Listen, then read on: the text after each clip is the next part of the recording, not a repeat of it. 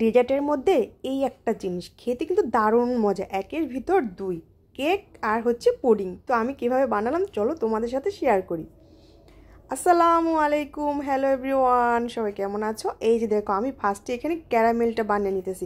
আর caramel বানাতে গিয়ে যা অবস্থা, এক হাতে ভিডিও করা এক হাতে রান্নাবান্না, যে কি একটা কষ্টের ব্যাপার, যারা করে তারাই বুঝতে পারবে।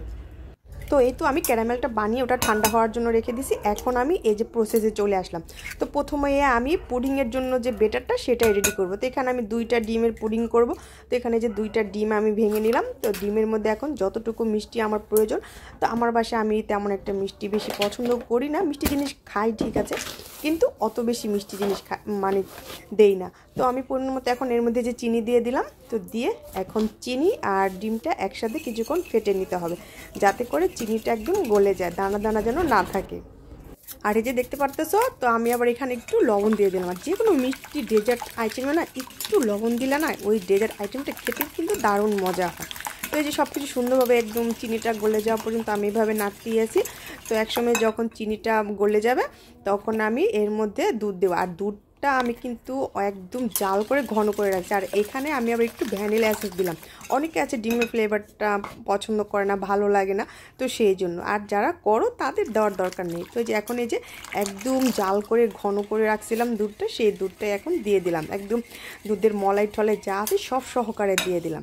তো দিয়ে এটা আমার হয়ে গেল, এক সাইডে রেখে দিলাম। এখন আমাকে কেকের বেটার বানাতে হবে। আর এই যে পুডিংটা ক্যারামেলটাও সেট হয়ে গেছে। তো চলো কেকের বেটারটা বানাই।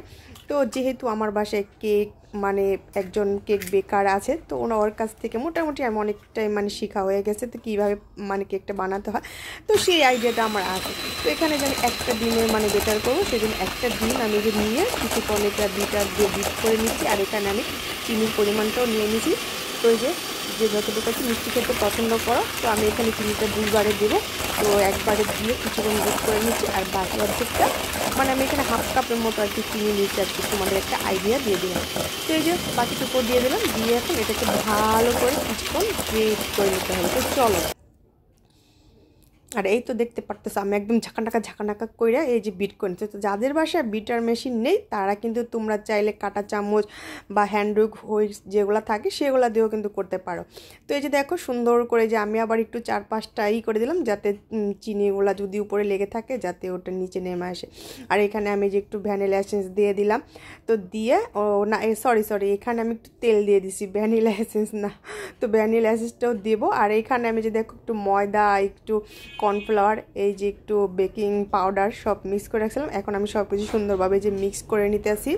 আর এই তো সুন্দর এই যে দেখো আলতো করে এটা কিন্তু মিশাতে হবে, বেশি নাড়াচাড়া করলে কিন্তু ফোমটা নষ্ট হয়ে যাবে। তো এই যে আমি 2বারে ময়দার মিশ্রণটা এই যে দিয়ে দিলাম, দিয়ে এরকমটাই এক সুন্দর একটা ডো হয়ে গেছে। তো এই তো দেখতে পাচ্ছ আমার এখানে কেকের বেটারটাও মোটামুটি রেডি। তো এখন আমি এখানে একটুখানি ভ্যানিলা এসেন্স দিয়ে দিলাম। তো ভ্যানিলা এসেন্সটা দেওয়ার পরও কিন্তু আমার মাথায় একটা জিনিস মনেই ছিল না, আমি যে কেক পুডিংটা বানাবো মানে পুডিংয়ের কালারটাও এরকম আর কেকের বেটারের কালারটা এরকম হয়েছে। যখন আমি এটা নাকি এই যে ক্যারামেলের মধ্যে দিতে যাচ্ছি তখন আমার হঠাৎ করে মনে হলো দুটা তো এক কালার হয়ে গেলো, তাহলে কেমন দেখাবে, জিনিসটা তো ভালো দেখাবে না। তাড়াতাড়ি সাথে মেয়েকে জিজ্ঞেস করে বললাম তাড়াতাড়ি আমাকে চকলেট ইটা দাও, ওটাকে কী যেন বলে আর কি, সিরাম না কী যেন বলে। তো সেটাই যে দিয়ে এখন আমি চকলেট কালার বানাই নিচ্ছি। আর চকলেট কালার না হলে দেখতে একদম পুরো বাজে লাগবে, একটুও কিন্তু ভালো লাগবে না। আর এই যে দেখো সুন্দর করে মিশানোর পর কি সুন্দর একটা কালার হয়ে গেল। এখন আমি এই যে উপর থেকে এখন এই যে পুডিংয়ের বেটারটার উপর এই যে কেকের বেটারটা দিয়ে দিছি। তো প্রথমে এক জায়গায় দিয়ে দিলাম, তারপর এটাকে একটু হালকা করে যে ছড়িয়ে দিলাম, দিয়ে এখানে যে একটা প্যানের মধ্যে পানি দিয়ে দিছি, তার মধ্যে একটা স্ট্যান্ড বসিয়ে দিলাম এভাবে করে। তো এখন আমি এই যে পানির মধ্যে এখন এটাকে বসিয়ে দেব, এটা সেদ্ধ করার জন্য 20 থেকে 25 মিনিট লাগবে। তো চলো এটাকে এখন ঢাকনা দিয়ে সিদ্ধ করব। তো ঢাকনা দিয়ে দিলাম। আর উপর থেকে একটা ভারী কিছু দিতে গেছি, তো এটা দিয়ে দেখি এটা হচ্ছে না, ঢাকনাটা লাগছে না। পরে আমি আবার কিন্তু ওটা সরিয়ে একটা ইটের টুকরো দিয়ে দিয়েছিলাম, মেয়ে মানুষের বুদ্ধি বলে কথা।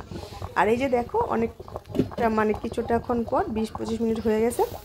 তারপর আমি চলে আসছি, এই যে দেখো অনেকটাই গরম, পাউটা নিয়ে নিলাম। তারপরে যে আমি এখন ঢাকনাটা খুলে একটু চেক করব, তো দেখি ঠিকঠাক মতো হলো কিনা। তো আমার বাসায় টুথপিক ছিল না, আমি একটা ভালো একটা কাঠি নিয়ে নিছি। তোমরা আবার বললো না যে এটা কিসের কাঠি, এটা হচ্ছে নারকেল পাতার কাঠি। তো এই যে দেখে চেক করছি, দেখতে পাচ্ছ একটু লেগে আসেনি, তার মানে হয়ে গেছে। এখন এটা নামিয়ে ফ্রিজে কিছুক্ষণ সেট হওয়ার জন্য রেখে দিই। আর এই যে দেখো আধা ঘন্টা পর আমি ফ্রিজ থেকে বের করে নিয়ে আসছি। তো এই যে এখন আমি ছুরি দিয়ে চারপাশটা একটু ছাড়িয়ে নিতেছি, কারণ ছাড়িয়ে না নিলে অনেক সময় দেখা যায় মানে সুন্দরভাবে জিনিসটা মানে হয় না। আর সবসময় কিন্তু এভাবে ছুরি দিয়ে একটু ছাড়িয়ে নিতে হবে। তো নিয়ে তারপরে যে আমি একটা প্লেট নিয়ে নিয়েছি, এটার মধ্যে এখন আমি করব। তো দেখি ও মা, এখন দেখতে গিয়ে দেখি এখন মানে মানে হচ্ছে না, মানে প্লেটে পড়তেছে না। তখন এই যে দেখো ডুলের মতো বাইরে বাইরে করতেছিলাম, তো অনেকক্ষণ বাইরে বাড়ির পর তারপরে ফাইনালি এই যে দেখো এখন মনে হচ্ছে আলগা হয়ে গেছে। আর এই যে দেখো আমার কেক পুডিং রেডি। তো দেখতেই পারতেছো কি সুন্দর হয়েছে, কিন্তু এখানে কেক পুডিংয়ের বেটারটা বেশি হয়ে গেছে আর কেকের বেটারটা কম হয়ে গেছে, সেই জন্য দুইটা লেয়ার এক সমান হয়নি। কিন্তু আমি যখন কাটার পরে দেখি না ঠিকঠাকই ছিল, কিন্তু বাইরে থেকে এরকমটাই লাগছিল। তো চলো ঝটপট আমি এটাকে কেটে টুকরো করে নেই। আর এই যে দেখো আমি টুকরো করে এক টুকরো এই যে স্লাইস বের করে তোমাদের দেখাচ্ছি যে মানে ভেতরটা কীরকম হলো। আর খেতেও কিন্তু দারুণ মজা হয়। তোমরা চাইলে এইভাবে বাসায় তোমরা কেক পুডিং বানিয়ে খেতে পারো। আর আমার ভিডিওটি কেমন লাগলো অবশ্যই কমেন্ট করে জানাবো, ভালো লাগলে অবশ্যই একটা লাইক কমেন্ট শেয়ার করে দিবা। তো এই যে দেখো তোমাদেরকে খেয়ে দেখালাম, দারুণ মজা হয়েছে। ডেজার্ট আইটেমের মধ্যে দারুণ মজার একটা জিনিস। তো সবাই ভালো থেকো, সুস্থ থেকো, আমার জন্য দোয়া করো। আল্লাহ হাফেজ।